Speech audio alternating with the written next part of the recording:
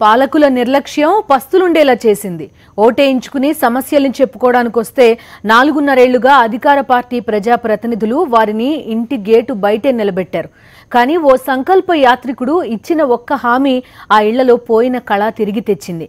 మెతుకు కోసం 4.5 ఏళ్లుగా ఆశగా ఎదురుచూస్తూ వెన్నుకంటుకుపోయిన ఖాళీ కడుపును నింపింది. జగన్ ఇచ్చిన హామీ అధికార పార్టీ నేతల్ని నిద్రలేపింది. విశాఖ జిల్లా తుమ్మపాల షుగర్ ఫ్యాక్టరీని తెరిపించింది. జగన్ హామీతో తెరుచుకున్న విశాఖ జిల్లా తుమ్మపాల షుగర్ ఫ్యాక్టరీ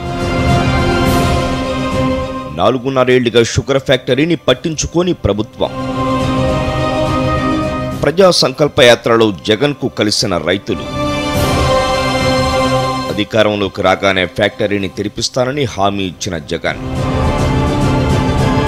జగన్ హామీతో అధికార పార్టీ వెన్నులో వణుకు.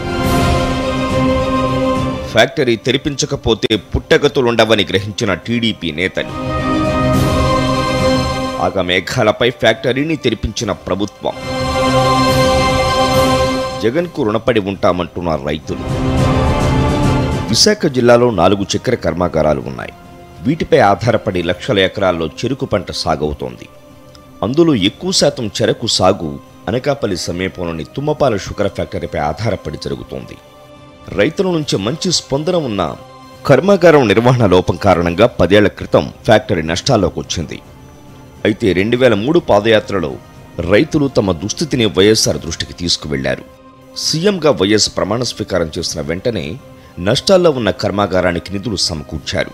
వైఎస్ఆర్ మరణం తర్వాత పాలకుల నిర్లక్ష్యం ఫ్యాక్టరీ తీవ్రంగా పడింది. టీడీపీ అధికారంలోకి వస్తే ఫ్యాక్టరీని ఆదుకుంటామని చంద్రబాబు హామీ ఇచ్చారు.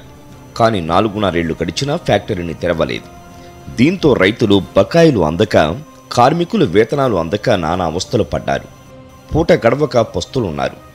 అనేక మంది కార్మికులు ఆర్థిక ఇబ్బందులతో మృత్యువాత కూడా పడ్డారు. ఈ దశలో ప్రజా సంకల్ప యాత్రలో భాగంగా అనకాపల్లి వచ్చిన ప్రతిపక్ష నేత జగన్మోహన్ రెడ్డిని రైతులు కలిశారు.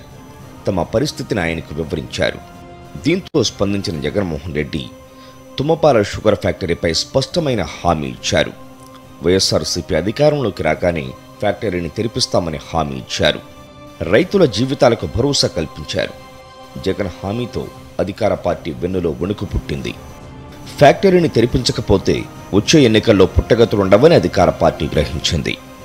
రోజుల వ్యవధిలోనే కంపెనీకి అవసరమైన 30 కోట్ల రూపాయలను విడుదల చేస్తున్నట్లు ఎమ్మెల్యే ప్రకటించారు.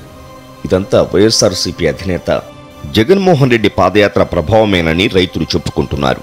4.5 సంవత్సరాలుగా ప్రజా సంఘాలు, ప్రతిపక్షాలు అందరూ కూడా పోరాటం చేస్తే అవి పట్టించుకోకుండా 40 మంది కార్మికులు ఆకలి చావులతో చనిపోయినా పట్టించుకోకుండా ఆగమేఘాల మీద ఇప్పుడు 4 నెలల్లో ఎలక్షన్ ఉందనగానే మరి జగన్మోహన్ రెడ్డి గారు ఇచ్చిన పిలుపుని అందుకొని మరి ఈరోజు ఆయన వస్తే మళ్ళీ కంపల్సరీగా ఆయన మాట తప్పన మడం తప్పన నాయకుల కొడుకు కాబట్టి ఈయన మళ్ళీ మనం తెరిపించకపోతే ఈయన తెరిపిస్తాడని తెలిసి మరి ఈరోజు ఈ ప్రభుత్వం ఆగమేఘాల మీద జీవోలు తెచ్చేసి 4.5 ఏళ్లుగా నిద్రపోయిన ప్రభుత్వాన్ని జగన్ నిద్రలేపారని, ఆయన రుణం ఎప్పటికీ తీర్చుకోలేమని రైతులు ఆనందం వ్యక్తం చేస్తున్నారు.